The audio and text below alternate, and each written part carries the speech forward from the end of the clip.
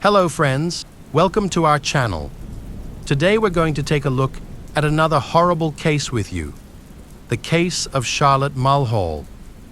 In March 2005, a gruesome murder occurred in Ireland when a fisherman made a disturbing discovery in a canal. He initially thought he had found a mannequin, but upon closer inspection, he realized it was part of a human leg wearing a sock. He immediately contacted the police. The subsequent investigation revealed many details about this infamous case. The Mulhall family lived in South Dublin, Ireland, consisting of parents John and Kathleen and their 6 children, 3 daughters and 3 sons. The family faced challenges related to alcohol and substance abuse. Both parents drank regularly, and their arguments often became loud and violent, all in front of the children, despite their troubled marriage. John and Kathleen remained together for 27 years. However, by the early 2000s, when their children were grown, they decided to divorce due to financial issues, but continued to live together. At first, it seemed that family life was getting better. However,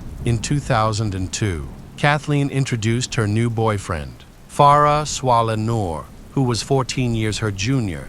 Kathleen's ex-husband, John, felt uncomfortable having a stranger in his home, especially since Farah was now sharing a bed with Kathleen. In response, John decided to leave and move in with his girlfriend. Unfortunately, his new partner soon kicked him out of the house, and he spent a year wandering around Dublin before returning home. Luckily for John, by that time, Kathleen and Farah had moved into a rented flat in another area of Dublin. Farah arrived in Ireland in December 1996 under the false name Sheila Salim. He claimed to be from Somalia and said that his entire family had died in the Civil War. In fact, he was from Kenya and his family still lived there. Farah had a record of minor crimes, and when his deception was discovered, he faced deportation. He successfully appealed the decision in March 1999.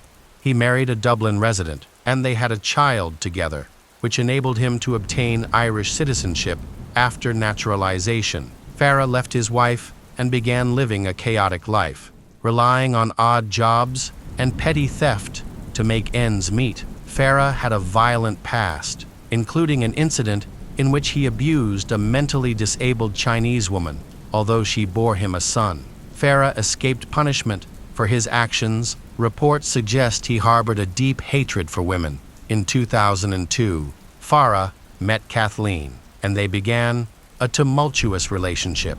Both were unemployed and relied on odd jobs to make ends meet. Their shared love of alcohol initially bonded them, but over time, their difficult personalities led to frequent arguments, which Kathleen's children often witnessed. Kathleen's eldest daughter, Linda, was born in 1975. She dropped out of school at a young age. By the age of 24, she had 4 children and often forgot the names of her boyfriends due to a series of short-lived relationships. Linda also served a short prison sentence for theft and struggled with alcohol and drug addiction.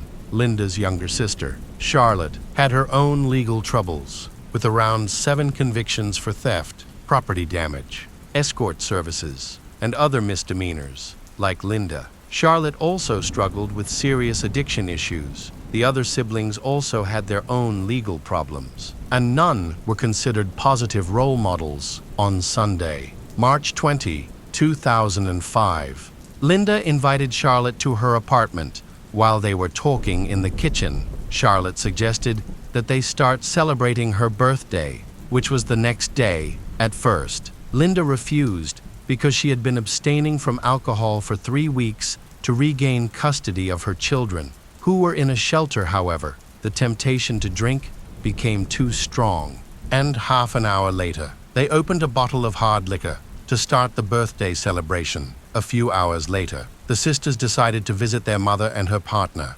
Farah. When they called their mother, they found out that Kathleen and Farah were at a bar in central Dublin. Without hesitation, the sisters joined them. It turned out that Kathleen and Farah had been celebrating St. Patrick's Day for 4 consecutive days. After meeting Linda and Charlotte at the bar, the family did not stay long and decided to continue celebrating at a nearby park. However, Farah got into an argument with some locals, forcing the family to stay out of trouble and decide to go home. The four of them returned to Kathleen and Farah's rented apartment. They prepared food and set the table to celebrate Charlotte's upcoming birthday. When everything was ready, Farah fell asleep to lift Farah's spirits. Kathleen slipped a pill into his drink. Although the ecstasy worked, things did not go as they had expected. A moment later, Linda, who was sitting on the sofa, suddenly felt Farah caress and squeeze her legs. Then he put his arm around her waist and whispered inappropriate words into her ear. At first, Linda did not want to cause a scandal, so she reminded Farah to behave after witnessing Farah's inappropriate actions. Linda openly asked him to take his hands off her, realizing that the situation was escalating. Kathleen and Charlotte began to insult Farah and asked him to behave properly. The argument quickly turned into a fight. Then, Farah grabbed Kathleen, causing her to scream for help to her daughters. In response, Charlotte pulled a knife from her pocket and attacked Farah, seeing her sister Charlotte in danger. Linda rushed to the pantry and grabbed a large iron hammer under the influence of alcohol. Linda lost control of her actions. Soon, the floors, walls, and rooms were in chaos. Meanwhile, the girl's mother, Kathleen, sat in a chair, holding a glass and watching her two daughters attack Farah. Eventually, she grew tired of the commotion and turned her attention to the television, where an entertainment program was playing. After the altercation, the sisters began to understand what had happened, and panic set in. Kathleen stepped in to help and gave Linda and Charlotte a plan for how to dispose of Farah's body. Kathleen said that no one would charge them with murder if Farah's body was not found. So Linda and Charlotte spent the next 5 hours in the bathroom processing the body. During this time, Kathleen took a nap. When Kathleen woke up, she found 7 black plastic bags in the hallway. She called her ex-husband John to tell him about the nightmare that had unfolded in their rented apartment. John was skeptical and did not believe her at first. However, when he arrived and saw the scene from the front door, he realized it was no joke. He declared that he would not participate and went home. After a short break, Kathleen and her 2 daughters began a thorough cleaning of the apartment. They used brooms and several gallons of bleach to meticulously wipe down every surface. At noon on March 21, Kathleen, Linda, and Charlotte left the rented apartment, each carrying a sports bag containing black trash bags. They walked to the nearest river channel and, unnoticed, threw 6 black bags into the water. The women then went to a restaurant. Afterward, they took a bus for about an hour to the city center. Once there, they stopped at a large store, browsed several areas, withdrew money from an ATM, and went to a park. In the park, they dug a shallow hole with a knife and buried the last bag. They eventually threw the knife and hammer into a nearby pond before returning home. Over the next few days, Kathleen and her daughters focused on cleaning the rental apartment. Kathleen bought a large amount of cleaning supplies. She later admitted that there was a terrible, nauseating smell in the room that no cleaning product could remove. Kathleen and Charlotte coped with the smell by drinking and using drugs to forget it. However, Linda was very distressed, crying constantly and unable to calm down. 10 days later, one of the bags that Kathleen and her daughters had thrown into the Dublin Canal floated to the surface. A local fisherman discovered it and quickly called the police to report the incident. When the police arrived, they drained the canal, and divers searched the area, eventually finding 6 black bags containing the man's body. A forensic expert determined that the man had suffered 28 injuries due to the brutal nature of the case. The police initially speculated that he may have died during a witchcraft ritual, but later ruled this theory out after consulting with experts. The police knew they needed to solve the case by identifying the victim. However, the DNA database did not have any matches for the body. Therefore, officers decided to take a different approach. They shared descriptions and photos of the items found in the victim's bag through social media. Among these items was a torn T-shirt with the logo of an Irish football club. This shirt helped identify the victim as Farah Swaleh Noor. As one of his old friends from Somalia recognized it, this friend also mentioned that Farah had been missing for several weeks and had stopped answering calls. Police discovered that Farah had been living with a girlfriend named Kathleen Mulhall for the past few years. This information prompted further investigation. Samalit received a cash reward for helping to locate Kathleen, while two others, Linda and Charlotte, were brought in for questioning. All three denied any involvement, and the police had no evidence to charge the women. So they were released the same day. In July 2005, one of Kathleen's sons, who was serving time in prison for a traffic violation, informed a guard that his mother and sisters had killed Farah. He claimed that during a prison visit, Kathleen had confessed to the crime to him. Following this revelation, the police searched Kathleen's apartment and discovered traces of Farah's blood. In August 2005, Kathleen, Linda, and Charlotte were again questioned at the police station. They maintained their innocence, and the interrogation lasted 12 hours. Kathleen and her two daughters, Linda and Charlotte, were then released. During this time, Linda, who was extremely remorseful, called the police at the end of August and confessed to the crime, leading them to the park where they had buried a black bag that eventually contained Farah's body. However, it is believed that the black bag was unearthed and moved to another location shortly after Linda's confession in September 2005. Kathleen Mulhall fled to England in December 2005.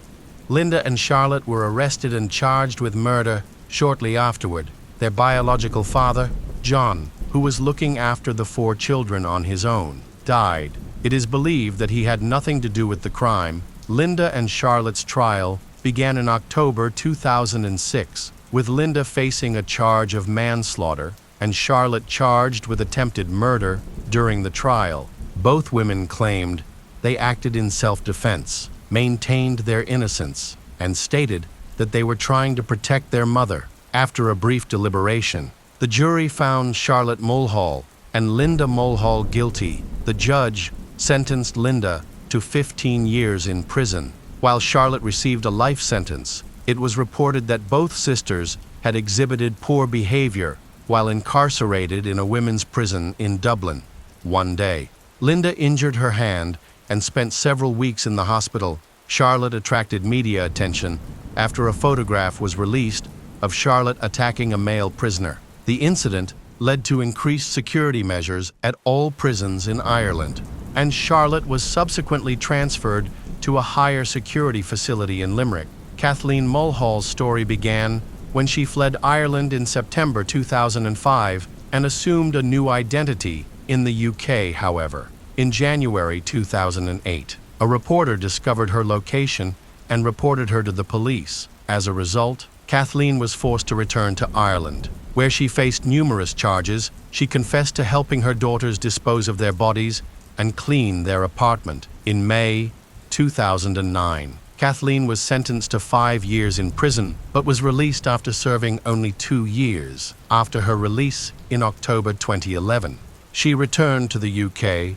and moved in with her son, James. At that time, James's family consisted of his 6 children and the 4 children of his sister, Linda. He adopted Linda's children after she was arrested. After Kathleen arrived, tensions rose between James and his live-in girlfriend, eventually leading to an incident in which he assaulted her and was subsequently imprisoned. Kathleen later suffered severe kidney failure and underwent an organ transplant in Dublin. She now lives in her hometown, where she continues to receive treatment. Linda was released early from her sentence that same year. She now lives with her children and her new partner. Linda does not give interviews to journalists. In a recent statement to the media, she said, "She have served my sentence. Let she live in peace after all. This is she personal life, and it is none of your." Since March 20th, 23, Charlotte has been allowed to leave prison for 1 day. Under close supervision by guards, She may soon be eligible for parole. Hello friends, welcome to our channel. Today we're going to take a look at another horrible case with you, the case of Matthew Phelps. Lauren and Matt Phelps first met in middle school, but they didn't become close friends back then. Years later, when they were both 26, Matt reached out to Lauren on Instagram, sparking an unexpected reconnection. Lauren accepted his request and started following him back. Curious, Matt checked out Lauren's page and found himself liking every post he saw. There was something about her that drew him in.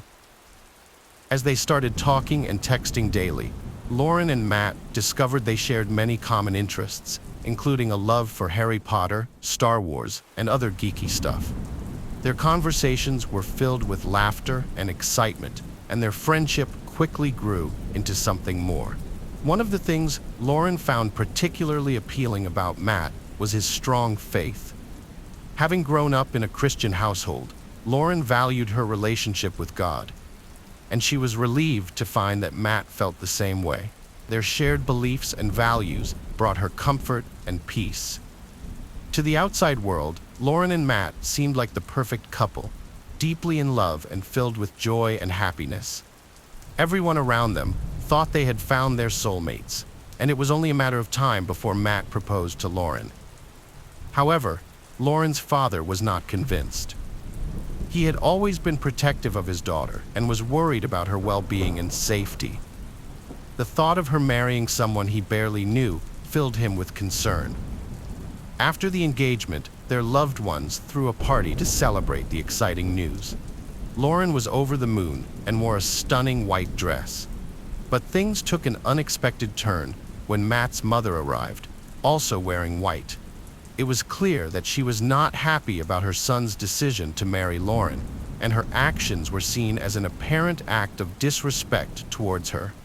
Lauren's frustration and disappointment boiled over after the engagement party, prompting her to confront Matt about his mother's behavior. When she approached him, Matt downplayed her concerns, explaining that he was raised by his grandparents, not his parents. He further revealed that he didn't have a great relationship with his mother, and that her opinions held little significance for him. After getting engaged, Lauren and Matt decided to move to Raleigh, North Carolina, in 2016. Despite the move, they remained committed to their Christian values and continued to live a life guided by their faith. Matt worked hard at an in-home care company, earning him the Employee of the Month award, which made Lauren extremely proud of his dedication. Lauren was also a hard worker, often taking on up to 4 part-time jobs in addition to her full-time job at a Fortune 500 company, all in an effort to support their life together. She even contributed to their financial stability by babysitting and working in the church nursery, taking care of children while their parents attended services. Moreover, Lauren had a side business selling candles, an entrepreneurial venture that allowed her to explore various opportunities and pursue her dream of owning her own business, which would give her financial freedom and the chance to create something meaningful. Every Tuesday, Lauren and Matt would visit her parents' house for a game night, an event they both eagerly anticipated. Matt would always arrive on time, enthusiastic about spending quality time with Lauren's family and building connections with them. In November 2016, Lauren and Matt tied the knot in a joyful wedding ceremony in Wake Forest, North Carolina. Their special day was filled with laughter and a touch of their shared love for all things nerdy. A memorable aspect of the wedding was the incorporation of their nerdy passions. The groomsmen wore dapper suits and carried lightsabers, transforming the celebration into a Star Wars-themed extravaganza. After Matt and Lauren got married, problems started to emerge in their relationship. Matt became uneasy about Lauren's close friendship with a male friend from their church. He suspected that the friend had romantic feelings for Lauren and thought their friendship was too intimate. Lauren tried to reassure Matt that she had no feelings for the man and was committed to their marriage. Matt's trust issues stemmed from his past experiences in his first marriage. He confided that his previous spouse had cheated on him while on a mission trip, and when she returned home, she told him she never loved him and was leaving him. The betrayal and abandonment had a lasting impact on Matt, leaving him deeply hurt and struggling to cope for a long time. As their marriage progressed, Matt's unhappiness grew. He transformed from a happy and content person to someone darker and more depressed. It was clear that something was troubling him deeply. Around this time, Matt's attitude towards his faith began to change. He became distant and unhappy about attending church services with Lauren, which was a significant concern for her since her faith was central to her life. Lauren felt frustrated that Matt seemed to dismiss everything she held dear. It was as if his love and appreciation had vanished, leaving a gaping hole in their relationship. Lauren yearned for a deeper emotional bond with her husband, founded on shared values and interests, but Matt appeared indifferent. Matt's newly developed laziness irritated Lauren, who was working multiple jobs to support them. His habit of finding a job, working briefly, and then suddenly quitting became a repetitive issue that caused Lauren immense frustration. What particularly upset her was that Matt was recklessly spending their money, leaving her struggling to replenish it. Lauren and Matt's friends and family tried to help him overcome his depression, but their efforts were met with indifference. Instead of seeking help or engaging in productive activities, Matt would spend hours on end playing video games, fixated on the TV screen. This behavior threatened their financial security and strained their relationship. Lauren sought support from her mother and sister due to Matt's unusual behavior. She confided in them about her exhaustion from working 4 jobs and her disappointment in coming home to a messy house, pending laundry, and unprepared meals. Meanwhile, Matt prioritized playing video games and spending their money, leaving Lauren feeling neglected and overwhelmed. Despite their growing distance and Matt's strange behavior, Lauren remained committed to her marriage and was determined to make it work. Her dedication was evident in her decision to stay by Matt's side despite their challenges. She believed their marriage was worth saving. As Lauren and Matt approached their 4-month wedding anniversary, their relationship was more strained than ever. Matt's decision to skip Tuesday night game night at Lauren's family house raised concerns. This intentional absence hurt Lauren and her family, who saw it as a disrespect towards them. Lauren felt distant from Matt and knew things needed to change. She had expressed her feelings and concerns, but it seemed Matt wasn't listening or didn't care. Lauren was worried that she and her husband Matt were growing apart, and she was determined not to let their love fade away. At this point, Lauren was desperate to salvage their marriage and was willing to try anything to make it succeed.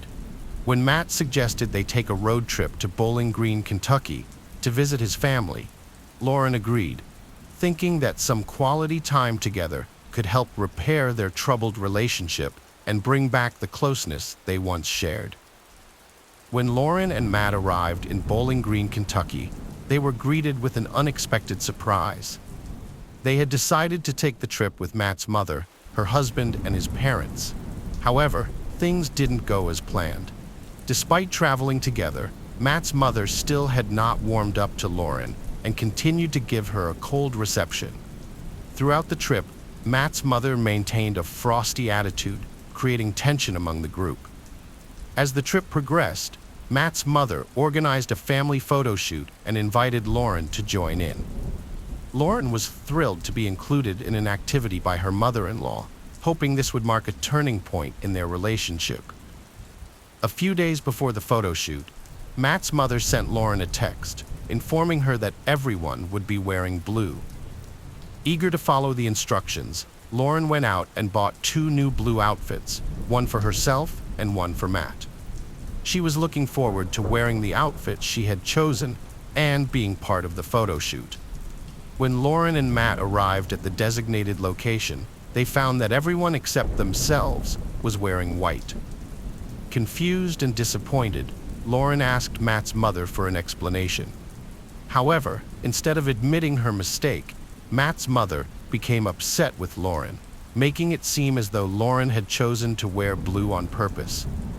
Lauren tried to explain that she had followed the instructions and bought blue outfits accordingly, but Matt's mother continued to escalate the situation, eventually canceling the photo shoot. Upon their return from Bowling Green, Kentucky, Lauren and Matt's relationship continued to deteriorate. Matt began spending more time alone, writing in his journals, and displaying increasingly peculiar behavior. Lauren grew worried about these changes in Matt's demeanor. She started to suspect that Matt was stealing money from the fund they had set aside for their future trip to Disney World. Her suspicions deepened when she discovered that Matt might have taken money from her purse without her knowledge. Lauren frequently called her mother in tears, suspecting Matt of stealing from their vacation fund and her purse. In one of these conversations, Lauren confided in her mother that she only had enough money to cover the bills for a month and was unsure how they would cope afterwards. This realization filled Lauren with anxiety and fear, as she knew they were facing a significant financial crisis. When they started their life together, Lauren and Matt had $10,000 in savings, which they believed would provide a secure foundation for their future. However, just a year later, they found themselves struggling financially. Despite their initial optimism, their savings had dwindled significantly due to Matt's excessive spending. One evening, after a long day at work, Lauren texted Matt about their dinner plans. During their conversation, she mentioned that a female coworker had visited their house earlier that day, which sparked concern in Lauren, given the strained state of her marriage to Matt. Lauren couldn't help but wonder if she should be worried that a woman had sought out her husband at their home, and this unease grew as she thought about the truth behind Matt's first marriage. Her curiosity and desire to uncover the truth drove her to investigate further. Matt and his first wife, Brooke, had met in college and dated for 2 years before getting married.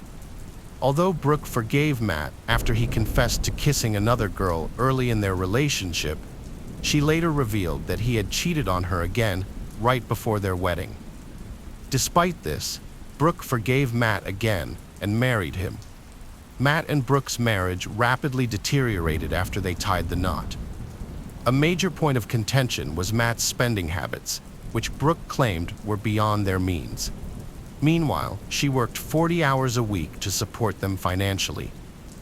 The prolonged stress of their marriage took a significant toll on Matt and Brooke, causing them to become emotionally detached and slowly drift apart. Ultimately, their union ended in divorce. Lauren dropped a bombshell on her parents. It was Matt, who had cheated in his first marriage. Her family was consumed by anger and a sense of betrayal, fearing what Lauren's fiercely protective father might do to Matt if they revealed the truth. So they kept the news to themselves, remaining silent. As Lauren and Matt's marriage continued to unravel, Lauren's frustration with her husband grew dramatically. The discovery of yet another betrayal left their already fragile trust in tatters. Just when Lauren thought she could start rebuilding her faith in their marriage, she discovered Matt had again broken her trust, this time over their finances. On their latest credit card statement, she found he had blown $11,200 on video games and another $100 on gift cards without her knowledge or consent. These reckless purchases only deepened her frustration and fueled her doubts about Matt's commitment to their marriage. Despite Matt's repeated betrayals, Lauren was resolute in saving her marriage. To her, divorce was unthinkable, and she was prepared to do whatever it took to make things work. To address Matt's extravagant spending, Lauren planned an intervention with her mother and sister to confront him and develop a budget plan together. At the intervention, Matt seemed receptive and genuinely willing to make amends and correct their financial issues. He appeared committed to making positive changes in their marriage. However, on August 31, 2017, the woman Matt used to work with unexpectedly showed up at their doorstep. Lauren was taken aback and upset. Matt told Lauren he was leaving with this woman, claiming she needed his help with something. Lauren was enraged and began sending frantic texts and calls, but Matt ignored her, refusing to respond. Lauren was furious and confided in her sister, venting her frustrations about Matt, whom she believed was ruining her life. She declared that their relationship was over, and mentioned that she had already told Matt about her decision to end it on the early morning of September 1st, 2017. Matt Phelps made a frantic 911 call, informing the dispatcher that he thought he had killed his wife. He explained that he had a dream, woke up and found her dead on the floor, with blood all over him and a bloody knife on the bed. Matt sounded terrified, panicked, and unsure of himself, his voice filled with shock and guilt as he spoke to the dispatcher. Matt explained that he suspected he might have killed his wife, attributing it to the quercetin cough and cold medicine he had taken, possibly in excess. He had taken the medication to relieve his symptoms and help him sleep better at night, as he knew it was effective. Quercetin is an over-the-counter medication typically used to alleviate common cold and flu symptoms, comprising a combination of antihistamines, decongestants, and pain relievers that ease nasal congestion, cough, and sore throat. However, it's notable that quercetin can cause side effects such as drowsiness, dizziness, and confusion, particularly when consumed in large quantities or combined with other medications. Matt had just called 911 to report that he had killed his wife when the Raleigh Police Department arrived at their home. The officers found him standing on the front steps and promptly took him into custody to ensure his safety and security. Upon entering the house, they were met with a horrifying scene in the master bedroom. Lauren's lifeless body was found curled up in the fetal position on the bedroom floor, surrounded by a gruesome scene of blood splattered all over the carpet, walls, comforter, and bed. The sheer amount of blood and the sight of Lauren's lifeless body created a deeply disturbing picture, one that would be unsettling even for the most experienced police officers. Crime scene investigators arrived at the house to start collecting evidence. They thoroughly examined every area, searching for clues to understand what happened that night. The team documented the scene, taking photos, collecting samples, and gathering physical items related to the crime. While investigators searched Matt and Lauren's house for evidence, police officers had the difficult task of informing Lauren's family of her death. After Lauren's sister heard the news that Laura had been killed by her husband, she was jolted awake by the sound of her mother's loud, horrified screams.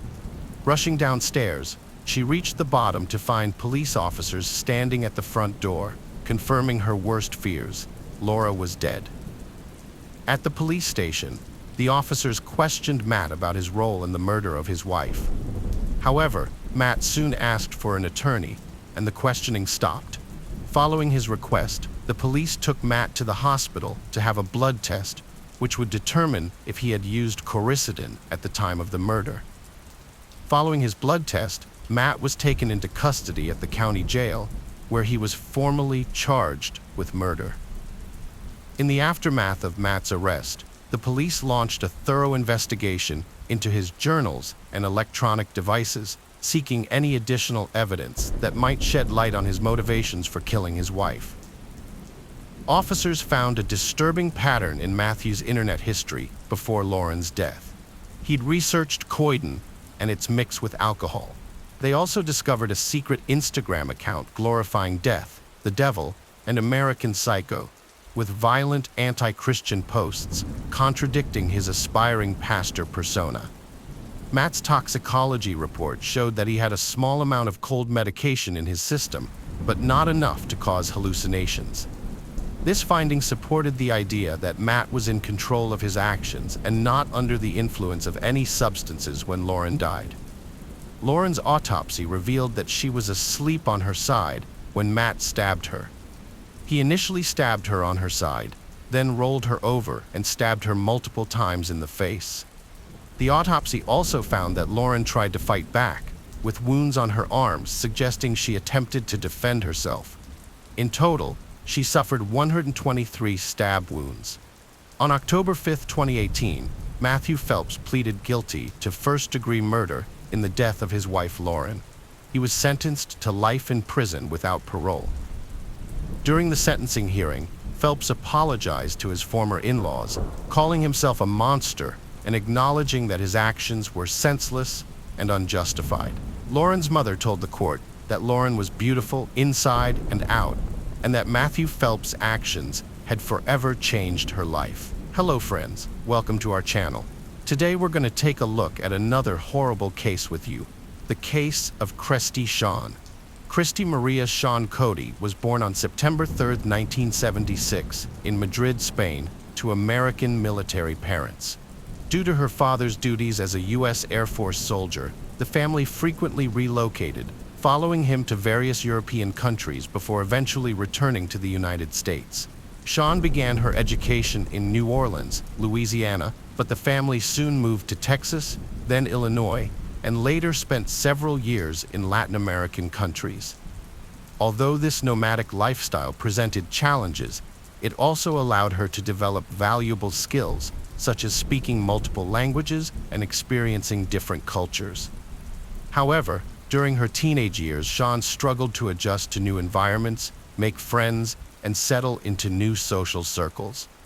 Just as she would start to feel comfortable, the family would move again, requiring her to adapt to new schools and peer groups. Despite these challenges, Shawn developed strong communication skills, which enabled her to quickly find common ground with diverse people. She was known for being a sweet, sociable, and charming young woman. In addition to her social skills, Shawn was also actively involved in sports from an early age, participating in gymnastics, swimming, and kickboxing classes for a time. When Christy finished school, her family moved to Beloit, Mississippi, where her father had retired from the military. It was here that she formed lasting friendships and discovered a passion for cooking. She experimented with various recipes, honing her culinary skills and earning praise for her creations. This led her to pursue formal culinary training, completing courses to further develop her talent. While her parents expected her to become a professional chef, Christy also discovered an aptitude for acting. She enrolled in an acting academy in Los Angeles, seizing every opportunity that came her way. She appeared in commercials, performed on stage, and worked as an extra or stunt performer in several high-profile productions. After graduating from the academy in 2000, Christy had yet to land a significant role. Despite her talents and striking appearance, she shifted her focus to her culinary skills and sports, turning these passions into a successful business. Christy is a strong advocate for a healthy lifestyle, offering advice on proper nutrition and developing her own exercise routines to maintain physical fitness. About a year after her TV debut, she founded a successful catering company that provides banquet services and retails prepared culinary products. Her business stands out for its focus on healthy eating and features her own original recipes. Christy's next goal is to start her own farm, which will grow healthy and environmentally friendly produce. This will enable her to expand her catering business while promoting sustainable practices. In addition, she conducts online courses on proper nutrition and develops other projects, further establishing herself as a prominent figure in the culinary industry.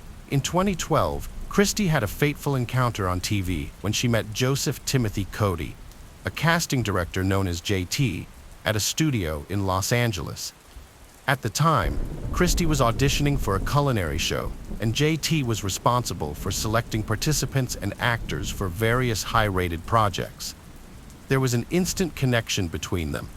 Despite being nearly 7 years older than Christy, and in the process of getting a divorce, JT was captivated by her beauty and charisma. He began to pursue her, and Christy was receptive to his advances. Soon, they started a romantic relationship. Joseph and his partner Christy shared a dream of building a life together in North Carolina. They left Los Angeles, selling their businesses and home, and invested in a large plot of land in Leicester. They bought a spacious house and nearly 1-acre property where Christy focused on her blog about healthy nutrition and lifestyle, and Joseph continued to work with TV channels remotely. Their relationship was filled with harmony, and in August 2014, they had a grand wedding attended by hundreds of guests. 3 months later, they were overjoyed to discover they were expecting their first child. They learned they were having a daughter during a routine ultrasound examination and chose to name her Skylar. Everything seemed perfect, but their happiness was short-lived. Christy's mother, who lived out of state, regularly called her to update on her life. However, on March 13, 2015, Christy's mother couldn't reach her, but didn't think much of it. The next day, neither Christy nor Joseph answered their phones. By March 15th, both phones were turned off, which alarmed Christy's mother. She asked a close friend, Cecily, who lived nearby, to check on the couple. Cecily found the cars parked outside, but the front door was locked, and no one responded to her knocks and shouts. She saw the couple's dogs locked in a room through a window and noticed the back door lock had been broken. She immediately called Christy's mother, who then contacted the police. The responding officers found signs of a break-in at the back door and disarray inside the house. Valuables were stolen, including a jewelry box and a breached safe in the bedroom. However, there was no evidence of a struggle, bloodshed, or forced detention. The perpetrator seemed to have taken great care to leave no fingerprints or DNA traces. The relatives held out hope that Joseph and Christy might still be alive, but experienced officers were not optimistic. The investigation struggled to make progress, with no significant clues or evidence found. The missing couple appeared to have no enemies, making it difficult to piece together what had happened. The police decided to question the neighbors to see if they had noticed anything unusual recently. A crucial detail emerged during the investigation into the disappearance of Christy and Joseph Cody. A neighbor reported seeing another local resident, later identified as 36-year-old Robert Jason Owens, throwing a large bundle into a trash bin near the Cody's home on the morning of March 15th. Although the trash had already been taken to the dump, the police wanted to speak with Owens, who was a handyman and friend of the couple. Upon questioning, Owens initially denied any involvement in the couple's disappearance and claimed ignorance about the bundle. However, the situation changed dramatically when the bundle was found at the landfill, containing items from the missing couple's home, including Owens' fingerprints and DNA traces on partially burnt clothing stained with blood. A search of Owens' home revealed charred human skeletal remains in his wood stove, incriminating him in the brutal elimination of his neighbor and his pregnant wife. Despite his initial denials, Owens eventually confessed to the crime after several hours of questioning. According to Owens, the incident occurred on the evening of March 12th, when he visited the Cody's home after getting stuck in the mud. He claimed that while trying to get his car out, he accidentally struck and ran over the couple while sitting in the driver's seat. Panicked, he decided not to call the police and instead covered up the incident. Owens claimed that he broke into the Cody's house, took blankets to move the bodies, and then dismembered them in his own bathroom. He proceeded to burn the body parts in his stove, but packed the blood-soaked clothing, blankets, and footwear into a trash bag and disposed of them in a dumpster. The police were shocked by Owens' cruel actions and eerie calmness when recounting the events. Forensic analysis confirmed that the bone fragments found in Owens' stove belonged to the missing couple. Robert, a man with no family and little contact with relatives, moved to Leicester in 2000 after buying land and building a house. However, his name became linked to a 15-year-old unsolved crime in Asheville, where he previously lived. The crime involved his close friend Zeb Wayne Quinn, who vanished mysteriously at the age of 18. Zeb and Robert had been friends since school and lived nearby. Zeb was undergoing military training and worked part-time at Walmart. On January 2, 2000, Zeb finished his shift and met with Robert, planning to drive to Leicester to buy a new car. However, he never returned home. A few days later, Zeb's car was found parked in another part of town with its headlights on and a heart drawn on the window with red lipstick. The car had damage and scratches with paint particles from another vehicle. Robert, who was the last person to see Zeb, told an implausible story. According to Robert, Zeb asked him to stop the car to make a phone call, saying he received an urgent message on his pager. Zeb drove off to a gas station, returned 10 minutes later looking frantic, and changed their plans. He then drove off in an unknown direction, hitting Robert's car in the process. However, Robert's car also had damage with paint particles from Zeb's car, raising suspicions about his involvement in Zeb's disappearance. Zeb Quinn had been romantically involved with Misty Taylor, who previously dated Wesley Smith. Smith had threatened Zeb, warning him to stay away from Misty or face harm. Although Zeb, Smith, and Owens were questioned, they were released due to lack of evidence. Misty and Smith had alibis, but Robert did not. A large sum of money Zeb had been carrying to buy a car vanished from his car and pager. The investigation suggested that Zeb never received a mysterious message, if any. A strange incident occurred the day after Zeb's disappearance. Someone claiming to be Zeb called Walmart, saying he would be absent from work for a few days due to illness. However, the colleague who answered the call thought the voice sounded unfamiliar, not like Zeb's. The call was traced back to a Volvo plant where Robert worked. When questioned, Owens unexpectedly claimed he made the call at his friend's request the night before Zeb disappeared. Despite further investigation, no new evidence or witnesses were found, and the case remains unsolved, with Zeb Quinn still listed as missing.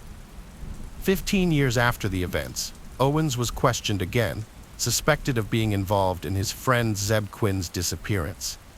The case was reopened in June 2015, and the investigation resumed. Although Owens stuck to his original story, the police searched his property thoroughly and found something unusual.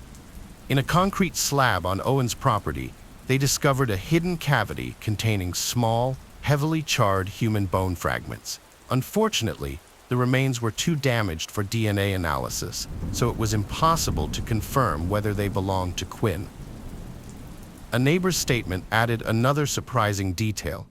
An elderly man recalled an incident from January 2000 when Owens had just bought the land and was building his house. One evening, Owens started a fire that emitted a sickly sweet, nauseating smell, which the neighbor found unbearable due to the wind blowing the stench in his direction. After covering the fire pit with concrete, which raised suspicions, Robert Owens claimed he intended to build a small fountain, but never did. 15 years later, the police arrived at the property, and Owens confessed to a crime, offering a new explanation. He stated that his uncle, Walter Owens, had murdered Misty's boyfriend, Zeb, at the request of Wesley Smith, who was still in love with Misty. Robert claimed he was unaware of the plan at the time and was only asked by his uncle to lure Zeb to a secluded area. According to Robert, his uncle had ordered them to stop their cars in a wooded area and then had Zeb exit his vehicle. Walter then shot Zeb silently and instructed Robert to help dismember and package the body. The body was burned on Robert's property that night and encased in concrete. However, it was not possible to question Walter Owens, as he had died several years prior to Robert's confession. The police found no evidence at the alleged crime scene, and Robert's story seemed unconvincing. He was charged with multiple crimes, including first-degree murder, murder of an unborn child, dismemberment, concealment of evidence, burglary, and robbery, which could have led to the death penalty. The defendant's lawyer argued that their client's depression and mental disorders, which required powerful medication, contributed to their actions. This defense strategy could have led to the defendant being found not guilty by reason of insanity and sent to a psychiatric hospital instead of prison. However, the prosecution and the victim's relatives were not satisfied with this possibility. Meanwhile, the investigation into Quinn's case was ongoing, which could have also resulted in the defendant avoiding punishment. In 2017, the defendant accepted a plea deal, pleading guilty to the murders of the codes in exchange for avoiding the death penalty. As a result, they were convicted of second-degree manslaughter, as well as several other crimes including dismemberment, incineration of bodies, burglary, and robbery. Owens was sentenced to 59 years in prison. In 2022, he reached another plea deal with authorities, this time related to Quinn's case. Although he only admitted to being an accomplice to murder and helping to conceal evidence, he received an additional 12-year sentence, effectively extending his life sentence. After sentencing, Owens spoke to the court, asking the families of his victims for forgiveness. Despite this, he maintained his innocence, blaming an accident and his mental disorder, which he claimed was exacerbated by strong medication. However, the families of Christe and Joseph Coed, as well as Quinn's family, remained unconvinced. They rejected the notion of unintentional murder, believing that Owens acted deliberately and with selfish motives in both cases. Hello friends, welcome to our channel. Today, we're going to take a look at another horrible case with you. The case of Sabrina Kuiter. Sabrina Kuiter was born on December 5, 1982, in a London suburb to parents of French and Algerian descent, giving her a unique cultural heritage. This blend of influences likely contributed to her striking features and fiery personality. As the eldest of 4 children, Sabrina was cherished by her family and often held up as a model for her siblings. At the age of 2, her family moved to Paris, France, where she spent most of her childhood and adolescence. However, during her school years, Sabrina's complex and difficult personality began to emerge. Former classmates have described her as arrogant, domineering, self-absorbed, and extremely selfish. She had few friends, either at school or in her neighborhood, as she believed she was superior to those around her. Sabrina was particularly hostile towards bright and outgoing girls, viewing them as rivals and enemies. Despite her stunning physical appearance, she was a striking brunette with brown eyes and an impressive figure. Sabrina's inability to form genuine connections with others held her back from pursuing a career in modeling, where her looks could have taken her far. Instead, she often sought to manipulate those around her. As a child, Sabrina showed promise in sports and had some interest in music, but her lack of persistence and inconsistent effort hindered her from achieving success in either area. Later, Sabrina alleged that she was mistreated by her maternal relatives in France during her childhood, but these claims were never confirmed. In contrast, her family maintained that they spoiled her and that she always sought attention. During her teenage years, Sabrina's athletic ambitions were prematurely halted by a back injury, which in turn led to her dependence on prescription painkillers.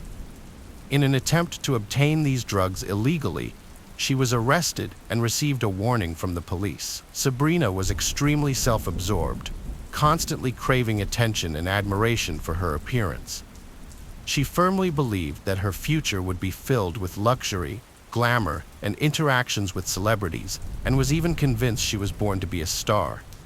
At times, her fantasies became so vivid that they distorted her perception of reality, making her believe she belonged in the Hollywood elite. Sabrina holds a degree in English and French literature from the Sorbonne, but since 2006, she has falsely claimed to work in various roles in the fashion industry, such as stylist, makeup artist, fashion designer, or designer, despite lacking actual expertise. Sabrina, known for her stunning looks, has a history of captivating men and exploiting their affection. However, she never considered any of her suitors worthy of a serious relationship, waiting instead for a submissive partner who would obey her every command. After completing her education, Sabrina remained unclear about her life goals, feeling entitled to everything without putting in effort. Nevertheless, she enrolled at the prestigious Sorbonne University and simultaneously worked at a sweet shop to support herself financially. It was there, at the age of 18, that she met Wissem Medouni. Medouni, 6 years her senior, was a manager at a major French company's head office and a graduate of one of Paris's most prestigious universities. He aspired to earn a master's degree to advance his career, Despite not being particularly handsome or part of elite social circles, he fell deeply in love with Sabrina and was willing to fulfill all her desires. Sabrina, in turn, found Meduni appealing, seeing him as someone she could manipulate and as a ticket to a wealthy lifestyle. She was drawn to his ambition and capacity for career success, as well as his willingness to pamper and spoil her. The couple began dating in 2000 and moved in together within a few months. Sabrina's true nature was soon exposed as she attempted to control Meduni in every way possible. When her demands were not met, she would throw tantrums, manipulate others, and even resort to physical violence. Moreover, she began to openly cheat on Meduni, not even trying to hide her infidelity or justify her actions. She would engage in flings with anyone, from casual acquaintances to Meduni's closest friends or colleagues. Despite Meduni's numerous attempts to end the relationship and leave her, he always found himself returning to her, unable to break free from his deep love for Sabrina. In 2001, Meduni achieved his master's degree and a significant promotion, resulting in a substantial increase in income. He spent lavishly on Sabrina's luxurious clothing and entertainment. As his family owned several properties in Paris, he managed them and handed over all the rental income to Sabrina. Meduni, who shared Franco-Algerian roots with Sabrina, saw her as a kindred spirit. According to reports, in the fall of 2001, they had a Muslim ceremony, which was documented by a certificate from the Argento Mosque. However, this religious ceremony was not enough to make their union official and legal. The couple had a son, whose paternity Meduni officially recognized. Years later, however, a Frenchman named Anthony Francois claimed to be the child's biological father. Francois, who would later testify in Sabrina's trial, described her as volatile, unpredictable, promiscuous, and manipulative. In 2008, the global financial crisis led to Wissem Meduni losing his high-paying job when the company he worked for went bankrupt. Around the same time, Sabrina Kuiter became fixated on moving to London, and she made the decision to relocate without fully consulting Meduni. With little choice, Meduni followed her to London, where he found work at a major English bank. However, Sabrina struggled to establish herself in the fashion industry due to her lack of skills, experience, and formal education.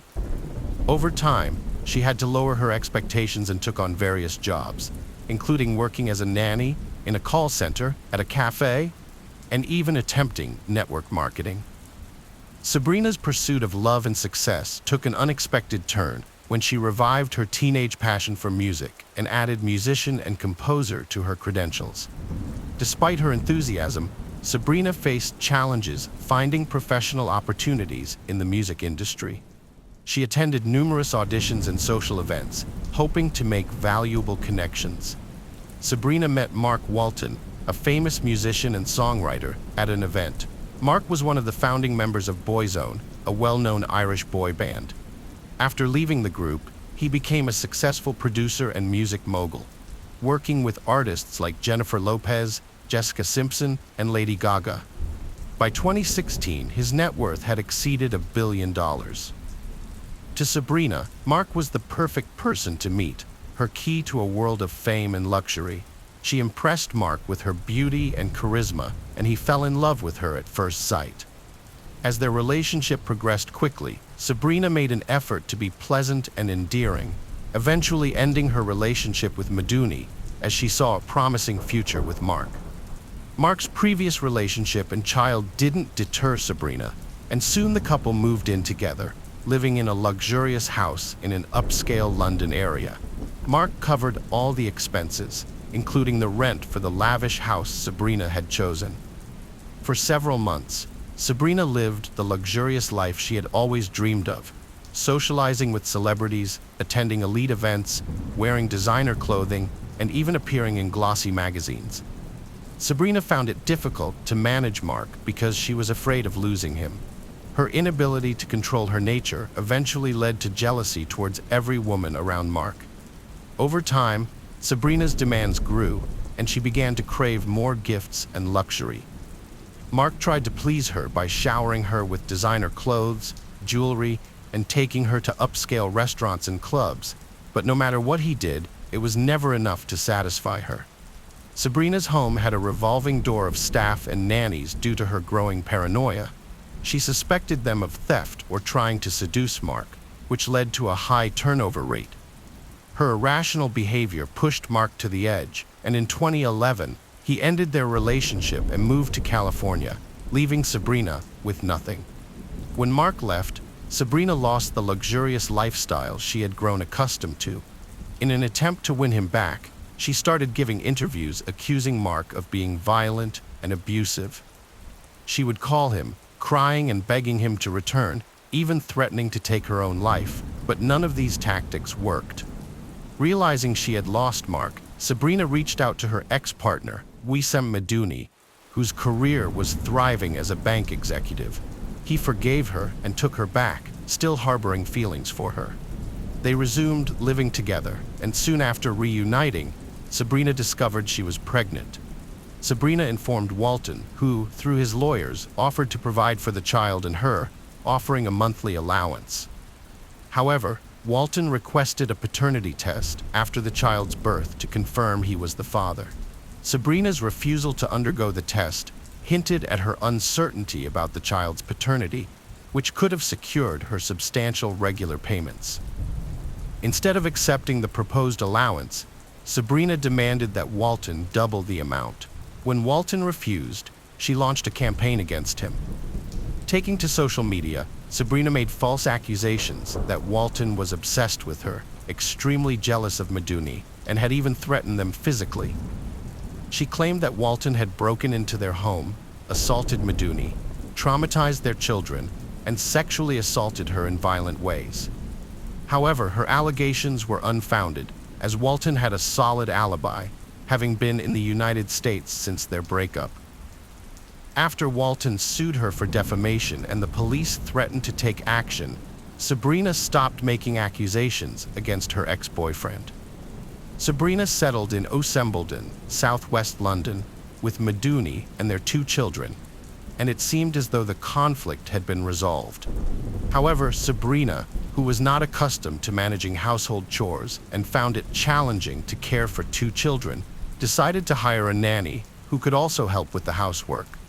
She posted an online job advertisement and conducted personal interviews, but most candidates did not meet her expectations, and those who did not stay long in her household. A young French woman, Sophie Léon, responded to the job advertisement. Because Sophie was in her hometown in France at the time, the interview was conducted via video call. The 19-year-old modestly agreed to all the terms, taking care of a child, helping with household chores, and cooking, in exchange for a symbolic weekly wage of £50, including full board and lodging with her future employer.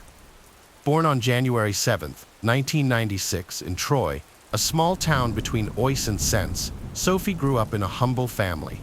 Her parents, Catherine and Patrick Leon, were ordinary workers struggling to make ends meet. After completing her education, Sophie earned a diploma in childcare, but she didn't want to work in her hometown. Instead, she dreamed of moving to a big city. Known for her kind and open-hearted nature, Sophie was loved by those who knew her. She was shy, quiet, and plain in appearance, and wore glasses due to poor vision, which made her a bit self-conscious. During their conversation, Sabrina identified Sophie, who seemed ordinary and unremarkable, as the perfect person to manipulate. Sophie was keen to gain experience and good references, so she was willing to work for very little money. To Sophie, Sabrina appeared to be a serious and trustworthy employer, which she mentioned to her parents before leaving for London. At first, everything seemed to go smoothly for Sophie Leonette, who innocently believed that working for the Kuiters would be a great way to start her nanny career. She quickly formed a close bond with the children, completed her household chores as specified in her contract, and had sufficient time and resources to improve her English language skills and explore the city's attractions. This peaceful period lasted for several months, and all appeared to be going well. Problems arose when Meduni lost his job, leaving the family with only one stable source of income. the monthly child support payments from Walton. Sabrina then demanded that Walton increase these payments, but he requested a DNA test to confirm his paternity first. As a result, the family struggled financially, finding it hard to afford their rent and basic necessities. Sabrina, who was unwilling to give up her luxuries and determined to maintain her socialite lifestyle, became increasingly irritable and aggressive, often taking her frustrations out on the young nanny. With their remaining funds, the couple attempted to start a bakery business, but it failed. Sabrina then turned to Walton, asking for a large sum of money to launch her clothing line, but he categorically refused. This led to tears and complaints from Sabrina about poverty. Sabrina frequently vented to Leonette about her ex-lover, and the nanny tried to console her employer. One theory claims Sabrina Cooder masterminded a blackmail plot targeting Walton. She allegedly planned to frame Sophie as Walton's partner in crime and lover, planted in their home to cause chaos and put their children in danger. Sabrina supposedly believed Walton was using Sophie as a tool for revenge, motivated by the nanny's supposed infatuation with him. Cooder allegedly wanted to record Sophie's fabricated confessions and present them to the police as evidence, which would be enough to demand compensation from Walton for his alleged wrongdoing. However, Sophie refused to give false statements on camera. An alternative theory, as argued by Cooder's lawyers in court, suggests that due to her mental health issues, Sabrina genuinely believed in her conspiracy theory, viewing Sophie as an enemy and a threat to her family. According to this version, Sabrina didn't coerce the nanny into giving false testimony. Instead, she sincerely believed Sophie was Walton's accomplice, infiltrating their household to harm them. Sophie's life rapidly deteriorated into a living hell. She was housed in a wealthy home, but it felt like a torture chamber in the basement. At first, her employers piled extra work on her without a pay rise. Soon she was trapped in a relentless routine of chores from dawn till late at night, leaving her no personal time or freedom to leave the house. To make matters worse, her salary was stopped, and her passport was confiscated to prevent her from escaping or returning to France, effectively holding her captive. Her family contact was strictly monitored. The situation only got worse. Sophie was hardly fed and was coerced into making false accusations against Walton, a man she had never met or known. Her communication was limited to screams, insults, and threats, with accusations of theft flying her way. She was warned that she would be imprisoned if she refused to comply with their demands against the musician. Couters used brutal tactics when threats failed. Sophie was confined to a cold basement, given scarce food, and physically abused. She grew weak and emaciated. Slaps and hair-pulling escalated to violent assaults, including a broken nose. The beatings became daily, with new cruelties designed to inflict pain. The London house basement became a torture chamber with no escape. In 2017, Sabrina took Sophie Leon, a malnourished and abused 21-year-old nanny, to a police station to testify against Mark Walton. However, when questioned, Sophie remained silent. The police, instead of helping her, allowed everyone to leave despite her obvious signs of abuse, including weighing under 88 pounds, hair loss, a missing tooth, and a limp. In mid-September 2017, Sophie Leon called her mother, Catherine, in tears, confessing that she wanted to return home but lacked the money to do so. Catherine reassured Sophie that she would buy her a ticket and told her to pack her bags immediately. Sadly, this was the last time Catherine would ever hear her daughter's voice. Just a few days later, on the evening of September 20th, 2017, the authorities were alerted by the Couters' neighbors, who had noticed a fire in the yard. What alarmed them was not the fire itself, but the overpowering, sweetly greasy smell it emitted, which one neighbor likened to the smell of burning flesh and hair, combined with something unidentifiable. The thick smoke lingered, leaving a putrid stench on clothes and skin. When firefighters and police arrived, the homeowners, who seemed strangely calm and oblivious to the reason for the emergency visit, met them after extinguishing the fire. A charred human hand was discovered in the ashes. The couple was promptly arrested, and heavily burned human remains were recovered from the fire. Although the gender and age of the deceased could not be determined initially, the body was eventually identified as Sophie Leonette, recognizable due to the melted metal frame of her distinctive glasses, which were found fused to her skull. The investigation into Sophie Leon's cause of death was highly complex due to the severe fire damage to her body. Despite these challenges, forensic experts discovered evidence of extreme physical abuse, including multiple rib fractures, jaw damage, and blunt force trauma to her skull and limbs, indicating she sustained these injuries while still alive. Further examination revealed missing teeth and severe nose damage, suggesting Sophie endured prolonged and intense beatings, resulting in broken bones and knocked-out teeth. Disturbing video recordings found in the house exposed the sadistic nature of her captors, who tortured and coerced Sophie into confessing to colluding with Walton and intending to harm the children. The videos showed her being beaten with objects such as fists, an iron cord, and a golf club, as well as being subjected to electric shock torture. Additionally, she was humiliated, forced to submerge her head in a toilet until she began to suffocate. Experts believe it is likely that Sophie died from asphyxiation before being burned, sparing her from the agony of being alive during the burning. Sabrina Queter and Wissam Medouni denied any wrongdoing and displayed no regret for their heinous act. After killing their nanny, Medouni went to a nearby supermarket where he purchased firelighter fluid to burn the body and groceries for his family's dinner, behaving as if nothing untoward had occurred. In March 2018, the court proceedings against the ruthless duo commenced. Sabrina attempted to depict herself as a victim, alleging that Mark Walton's constant harassment had pushed her into a pathological state. However, medical evaluations revealed that although Sabrina suffered from mental health issues, she was not insane and had full awareness of her actions. Wissam, who was physically fit, was psychologically dependent on Sabrina, submitting to her will and obeying her blindly. On June 26, 2018, the court delivered a guilty verdict to the couple, convicting them of torturing, humiliating, and murdering their nanny in exceptionally cruel circumstances. The court handed down life imprisonment sentences with the possibility of parole only after 30 years. Notwithstanding this, both defendants refused to accept responsibility for their actions and instead appealed to reduce their sentences. Sabrina even attempted to fake mental illness to be transferred from prison to a hospital, but this ploy was unsuccessful.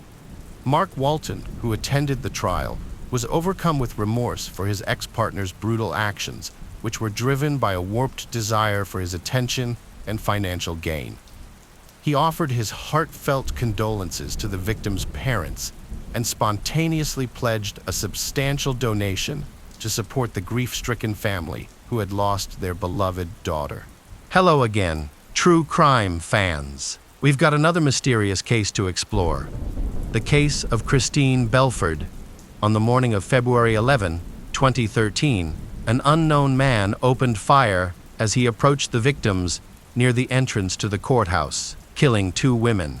The local patrol received a radio message about the shooting, urging all available police to rush to the scene. When they arrived, the officers found 2 bodies on the floor near the entrance, covered with a sheet to shield the victims from public view. The police took over the case, and soon, a thorough investigation was underway to piece together the chain of events. Teams were assembled to search the courthouse and the surrounding area. This is where the police discovered their first clues. They believe the attacker is closely related to Christine Belford, who had been threatened for many years. On September 9, 2007, at approximately 9 p.m., 6 years before the murders, a police officer received a call from a woman. She reported that her 3 daughters had been kidnapped and alleged that her ex-husband, David Matusiewicz, the father of the children, was involved. Christine Belford was the one who contacted the police. She was concerned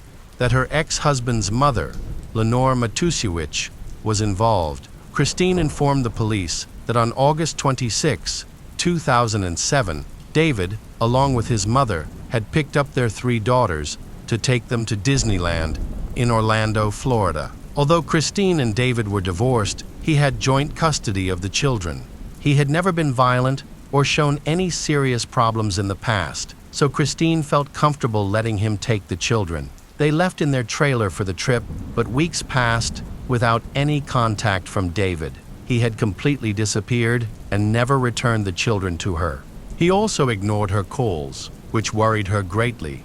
The police tried to reassure Christine, saying that the children would return after spending time with their father. However, they also considered the possibility that something had delayed their trip. The police attempted to contact David, but were unable to because his phone was disconnected. They then looked into David's background and family and discovered that he owned a medical optics clinic where he had met Christine when she was hired. Christine had been married before and had a daughter, Catherine, from a previous marriage. However, this did not stop Christine from developing a relationship with David. David quickly fell in love with Christine, and they began dating. Their relationship progressed rapidly, and it seemed like they were headed for marriage. However, David was hesitant to introduce Christine to his family because he was worried about how they would react to her past, especially the fact that she had a daughter from a previous relationship. He was concerned that his strict parents would not accept her. It was not until their wedding in 2001 that he introduced Christine to his parents, and surprisingly, the meeting went well. After their marriage, the couple bought a house in Middleton, New Jersey, and later welcomed 3 daughters. However, everyday challenges began to strain their relationship, leading to frequent arguments. David thought that moving away might help, so they relocated to Wilmington, Delaware, where his parents offered to support them. Unfortunately, this change did not improve their situation. In fact, it only made things worse. Christine felt that David was unhelpful and did not support her in caring for their children and managing household chores. His parents were difficult, often rude to her, and they attempted to control her within the household. Overwhelmed by the situation, Christine decided to file for divorce in 2006, which led to a tense custody battle. David claimed that Christine was a bad mother and had mental health problems. However, her friends and family disagreed. The judge ordered a psychiatric evaluation, which found that Christine was mentally stable. In contrast, the evaluation identified several mental health issues for David, who was stressed and depressed, occasionally lost touch with reality, and struggled to control his anger. Ultimately, custody was awarded to Christine, while David was granted visitation rights on weekends and holidays. Christine is now responsible for raising their 4 daughters, and David has moved in with his parents. David comes from a close-knit family.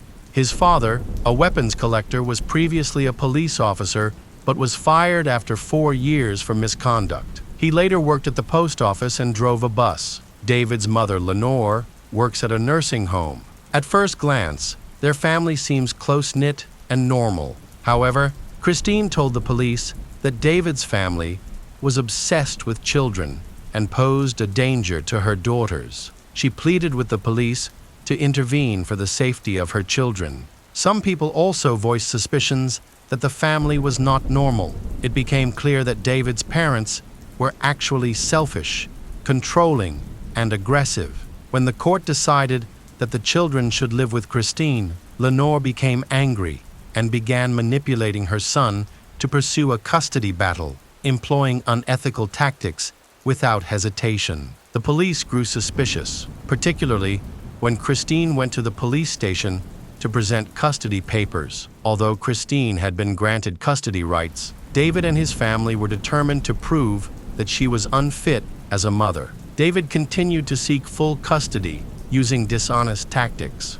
This alarmed the police, whom Christine contacted. She informed them that David was accusing her of mental illness and requested a further evaluation. This was just the beginning of a series of lies. The police checked David's credit card transactions to locate him and discovered that the last payment was made on August 26, the day David left the house with the children. he had wisely chosen not to use the card afterward to avoid being tracked. Given these circumstances, the police had to classify the case as a kidnapping, which prompted the mobilization of the entire local police force to track the movements of David and the children. The police carefully recorded his phone number and car details. However, they did not realize that this was just the beginning of a multi-year investigation in American crime history. More than 3,000 kilometers south of Christine's residence in Hidalgo, Texas, her children were in a car with their father. The children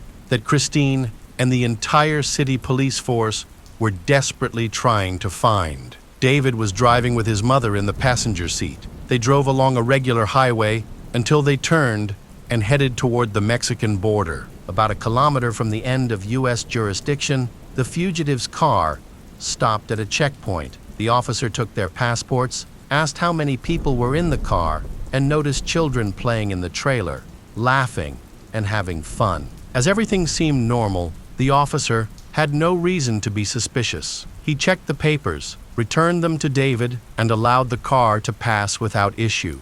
David and Lenore had prepared fake passports for everyone, including their 3 children, enabling them to leave the United States without any problems. They had planned the kidnapping of the children a year in advance. First, the police went to David's house and searched it. They found no one inside. Both David and his mother, Lenore, were missing. In the fireplace, they discovered burned documents, including a marriage contract with Christine, divorce papers, and bank statements from New Zealand and Canada. Investigations revealed that shortly before their disappearance, Lenore had bought a trailer for $82,000. In addition, David had sold his business for just $650.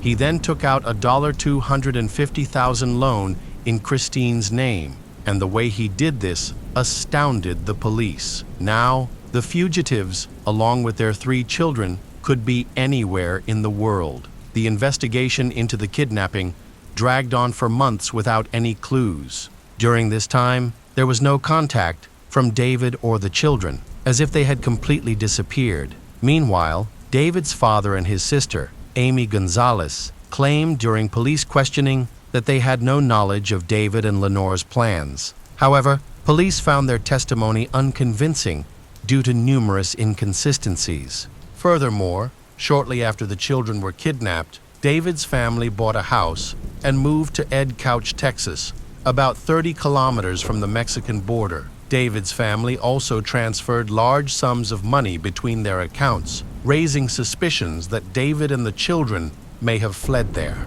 Police wondered if David's father and sister had been in contact with him and Lenore. They believed that David's entire family might have been involved in the case, but this theory needed to be thoroughly investigated and proven. The search for the missing girls went international as U.S. authorities sought assistance from the police in Mexico. The media reported extensively on the kidnapping of the 3 girls. The FBI soon received information that David had bought a house and was hiding in a small town in Mexico. A police team was quickly formed to arrest him, but when they arrived, he was gone. It seemed that he had been alerted to the police presence and had fled. However, the FBI had obtained a fake passport for David, indicating that he had moved to Costa Rica. At this point, the investigation hit another roadblock, as they were unable to find him for the next 16 months. Leads to David, Lenore, and the 3 children had completely dried up. Christine was devastated by not knowing the fate of her children, and it is hard to imagine the extent of her suffering during this time. Christy began to struggle with depression due to the stress, and her condition worsened, but she was determined not to give up. During this time, the FBI received a new lead. They intercepted calls from David's sister Amy's cell phone, which led them to a short call to South America, specifically to a town called Catarina in Nicaragua. The local police were notified, and all checkpoints along the way were alerted.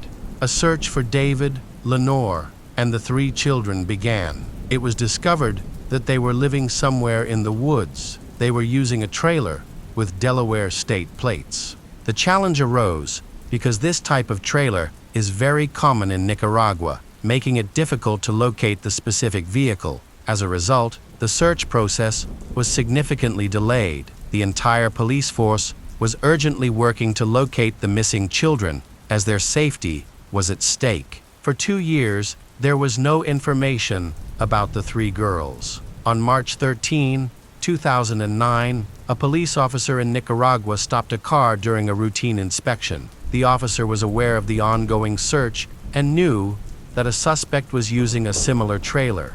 He noticed that the people in the car resembled those the police were looking for.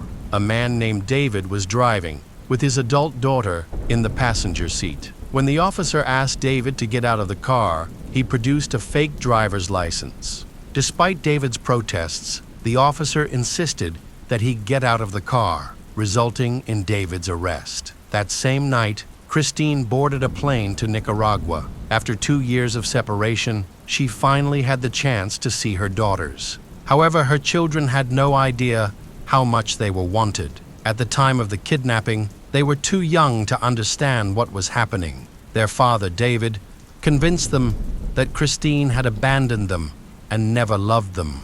This was only the beginning of the lies and cruelty that Christine faced. After his arrest, David was charged with kidnapping and fraud. He eventually pleaded guilty to these charges and was sentenced to 2 years in prison, followed by 5 years of probation. His mother, Lenora, also pleaded guilty to aiding and abetting and was sentenced to 18 months in prison. The return of the 3 girls to their mother was widely reported by the local media. Christine noted that the girls were thin, gaunt, and frightened, and they all had dental problems. During their time away from home, they suffered from untreated autism. All 3 girls were plagued by nightmares and required rehabilitation and psychological support. Outraged by their condition, Christine took action to revoke David's parental rights to prevent future abductions. She also filed a lawsuit for emotional distress on behalf of her daughters, intending to use the money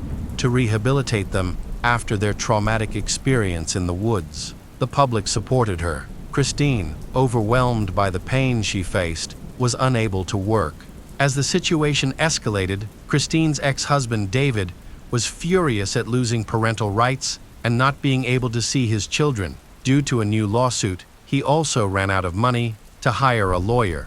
He refused to pay Christine any money and declared bankruptcy. As a result, Christine withdrew the lawsuit, realizing that she would not be able to get any money from him for her children's medical treatment. She asked David and his family to leave her and her children alone. Although David and his family agreed to her request, they had no intention of doing so. Soon, David began plotting his revenge. On December 22, 2009, he sent a letter from prison to his sister Amy, stating that he had stopped pretending to be a good person. While Christine's children were recovering during their father's imprisonment, they began rehabilitation and received dental care. During this time, a woman named Cindy contacted Christine through social media. She inquired about the family's health and mentioned that she had met David, which helped them bond over their shared experiences with him. They quickly formed a strong friendship and kept in touch. Christine shared important updates about her daughters, including their academic achievements, sports activities, and the names of their schools. They even exchanged photos. Cindy expressed her support, which seemed genuine, as Christine's story had garnered national attention, and she received much support after David's sentencing. Recently, alarming allegations began circulating online on a website. Lenora posted a detailed list of allegations claiming that Christine had abused her eldest daughter, bullied her, and imposed moral oppression on the child. It was reported that the children lived in appalling conditions, were forced to fight a dog for food, and were made to eat on dirty floors. There were also allegations that Christine intended to sell her daughters for $50,000 each. Many people who knew Christine were shocked, as she was considered the epitome of a good mother. Fortunately, only a few took the news seriously. Most believed that someone was trying to discredit Christine, and that she would never allow such a thing to happen to her children. Christine realized that David and his family were trying to sabotage her in order to take away her parental rights. If successful, his relatives could gain custody of the children, allowing him to stay in touch with them. David was so obsessed with his plan to gain custody that he was constantly looking for ways to get revenge on his ex-wife, Christine. However, Christine could not understand how he could have orchestrated this from prison, where he had no access to the internet. The explanation was simple. One of his family members had supported him. It was eventually revealed that his mother, Lenora, and sister Amy were the ones who helped him. From there, the online bullying and terror against Christine, an innocent mother, began. In a letter from David, who was in prison, to his sister Amy, he gave specific instructions on how to spread damaging stories about Christine. He used encryption to avoid detection. It was Amy who initiated the anonymous emails to Christine's friends, neighbors, and acquaintances. She even shared false information with the school that Christine's daughters attended, intentionally damaging Christine's reputation. These lies also spread to the church that Christine attended on Sundays. The rumors affected her and caused her great distress, forcing Christine to leave the Sunday school where she worked. Christine taught the Bible to elementary school children, but she was worried that the online rumors and her presence could endanger the children. Her ex-husband's family tried to portray her as a threat to the children. Meanwhile, Christine did her best to protect her young daughters from the chaos. At the time, her eldest daughter from her first marriage, Catherine, was 16 years old. She stood by her mother and sisters, vehemently denying all allegations of harassment and abuse. As time passed since David and Lenore's mother-in-law were incarcerated, Christine began to feel increasingly uneasy. On September 16, 2010, Lenore Matusiewicz was released, leaving Christine even more afraid of the woman. She relied on a court order prohibiting David's family from coming near her children or her property, but she couldn't shake the feeling that someone was watching her. She confided her worries to only a few close friends, including her pen pal Cindy, who supported her. On March 20, 2011, Christine's friend sent her a disturbing video. In it, a woman is seen watching Christine and her children from a car parked near their home. The woman had been spotted watching Christine's family home on several occasions. A video titled, "Mom, Don't Hurt Me," was later posted to social media on March 20, 2011. While there is nothing overly inappropriate in the video, there are moments during the walk where Christine appears to be distressed. The creator of the video seems to imply that Christine is harming her children, but in reality, she is struggling with anxiety. Christine is under increasing pressure, and there are people trying to break her emotionally. Despite the difficult circumstances, she remains strong for her children, especially with the support of her new partner, Gerald, as she had no one else to turn to. In December 2011, David's father, Thomas Matus, unexpectedly arrived at Christine's home. She was not home at the time, leaving the girls alone. They were terrified to see their grandfather at the door, banging on the windows and doors. The children still remembered the traumatic experience of being kidnapped and the painful moments they endured while with their father and grandmother in the woods. The eldest daughter, Catherine, took charge and led her sisters to a secluded part of the house to hide, although they were still very scared.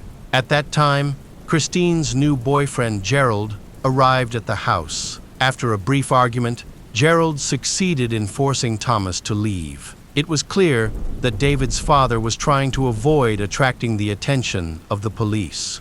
However, the situation had a significant psychological impact. From that point on, Christine's family felt unsafe in their own home. They installed surveillance cameras around the house, set up an alarm system, and placed 3 guard dogs at each door.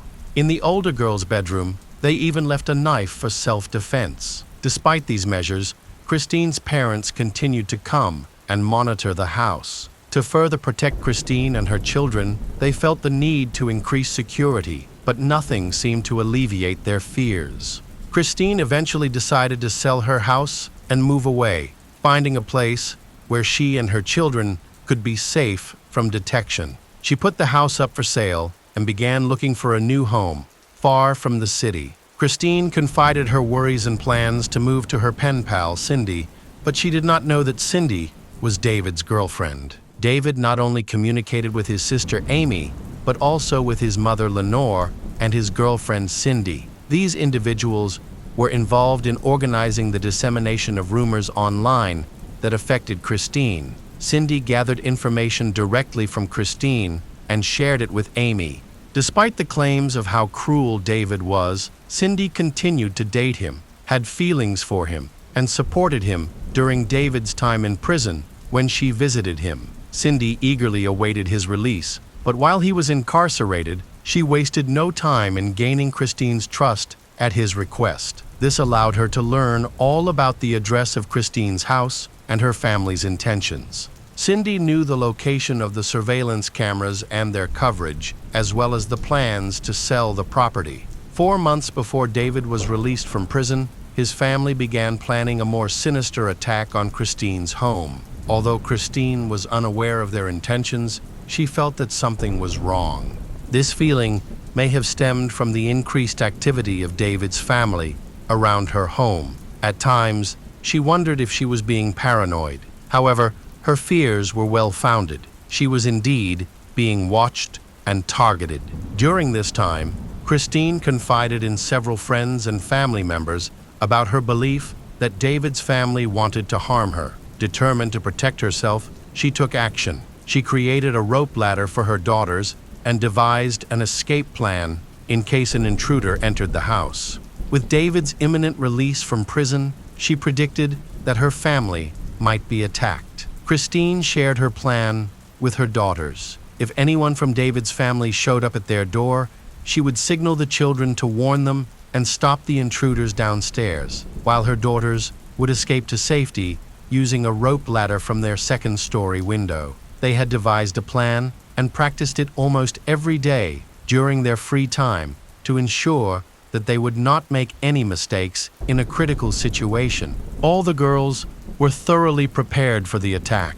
As David's release date approached, Christine's anxiety grew. She personally drove her children everywhere, not allowing them to be home alone. The children were terrified for their family's safety. On April 13, 2012, David, after serving 5 years of probation, was released from prison. He moved in with his family in Ed Couch, Texas. There, he wrote a letter to his sister Amy outlining his next steps. Christine was due in court again for a routine hearing on child custody issues. David refused to support the children financially, leaving Christine in dire financial straits as she struggled to work while constantly caring for them. Christine had spent a lot of money to secure her home and, as a result, had to file for alimony. She was extremely nervous about seeing David again. Her boyfriend, Gerald, had offered to accompany her to court, but she had promised to bring her best friend, Beth, who was always there for her. Christine wanted to avoid provoking her ex-husband David in court again, so she declined Gerald's offer. She did not realize that she could be in danger that day. Tragically, the situation escalated. Around 8 a.m., she arrived at the courthouse, where Beth was waiting for her at the entrance. They walked in together and went through the metal detector. As Christine entered, she was suddenly confronted by a man whose face she did not recognize. Suddenly, he pulled out a gun and shot her in the chest. She died right there in the lobby of the courthouse. The next bullet was aimed at Beth, who was with Christine. She tried to run away, but did not have enough time and ended up being an unintended victim. Meanwhile, a gunfight broke out, causing chaos and injuring 2 police officers. Despite this, the officers were able to stop the attacker, wounding him as he tried to leave the building. When he realized he could not escape, he turned the gun on himself and took his own life. However, it was not David who was shot, but his father, Thomas Matusiewicz. The police investigating the case realized that the situation was not yet resolved. They believed that there was a plan to kidnap the children, putting them in danger. They needed to quickly locate all the girls. The police went to the school that Christine's children attended. When the police arrived, David was already at the school and was later arrested. He denied knowing anything about his father's plan. The police did not believe him because it was clear that he knew about the situation. David and his father went to the courthouse, but David did not enter during the incident. Instead, he waited in the car near the building to pick up his father, Thomas. After the shooting, he quickly went into the school to pick up his daughters. Despite knowing that his father was discovered by the police and ended his own life, David remained cold and emotionless, determined to carry out his plan. David's car contained a large number of weapons, which he must have noticed while driving.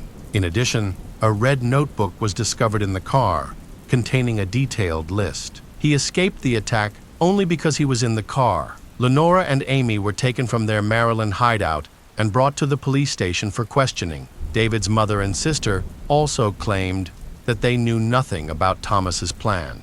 FBI agents then searched the David family home, where they discovered thousands of pieces of evidence indicating that the plot against Christine had been in the works for months. It was clear that the David family had not completed their plan even after Christine's death. They intended to take the children out of school and smuggle them out of the country. The only way to stop them was through arrest, but at that time, there was not enough evidence against Lenora's mother and Amy, so they had to be released, although they were placed under surveillance. 2 days after Christine's murder, Amy Gonzalez quickly filed for custody of her children, but her request was denied. On February 21, Lenora Matusiewicz appeared in court to defend her late husband, denying any involvement in the plot or persecution.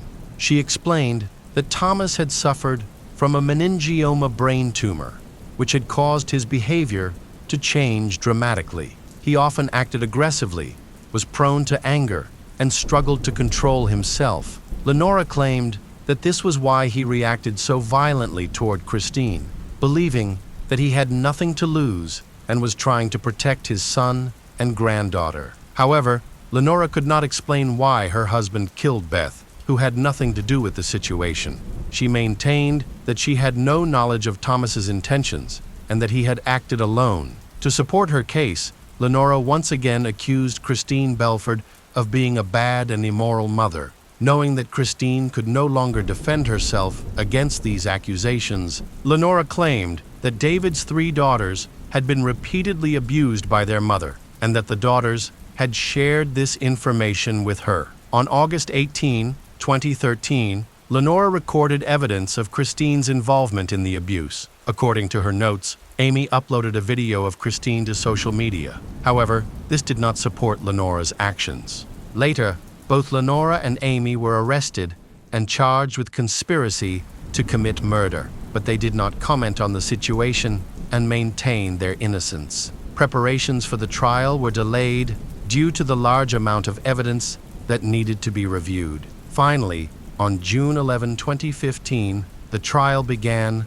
The prosecution collected more than 600 pieces of evidence related to the David family's conspiracy, including the murder weapon, thousands of bullets, and photographs and videos documenting Christine's whereabouts. Emails between David's family members that were presented to the court showed that they had intermediaries to gather information. The key figures were Cindy and Courtney, both of whom were David's mistresses. David was the main player in the scheme. He convinced Cindy to befriend Christine and monitor her activities. This gave Cindy access to Christine's private social media pages, where she could see all of Christine's photos and videos of her friends. This information was crucial to the family's plans. Courtney, another mistress, watched Christine's home and filmed videos to gather damning evidence. However, she was unable to capture anything incriminating in the videos she took.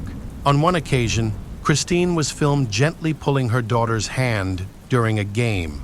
The Davids tried to portray this as child abuse, but their claims were not convincing, and no one believed them. The Davids' defense was that they were trying to protect the children from their manipulative mother, Christine. The prosecutor's office had a key advantage: Christine's children, who could provide crucial testimony to support the prosecution. Christine's eldest daughter from her first marriage testified. She shared her fear that David and his family would stop at nothing to harm her sisters. She had always viewed them as a threat and worried that her mother might face similar dangers. She detailed the persistent fear that David's family had instilled in her family for years. In contrast, David, Lenore, and Amy maintained their own version of events and claimed they had acted to protect the children. The Davids built a convincing story. Then Christine's second daughter testified. She denied all charges against her mother, ultimately clearing Christine's reputation. After the testimony of her second daughter, David's family was at a loss for how to react. Ultimately, David Matusiewicz, Amy Gonzalez, and Lenore Matusiewicz were convicted. They were all sentenced to life in prison without parole. At the time of the sentencing, Lenore was seriously ill and had been diagnosed with a terminal illness. Lenore died in prison at the age of 71. The conviction of the David family was a major victory for Christine's daughters, honoring the memory of their mother as she bravely stood up to a crime family. Christine fought to protect her children, even at the cost of her own life. Now, they are safe. After being placed in foster care, the whereabouts of the two daughters are unknown. Christine's eldest daughter, now an adult, remained in Delaware, where she became a mother and hoped to reunite with her younger sisters. Both of David's lovers, Cindy and Courtney, testified against him at trial. They claimed that David had manipulated them. Because they cooperated with the investigation, they were cleared of all charges.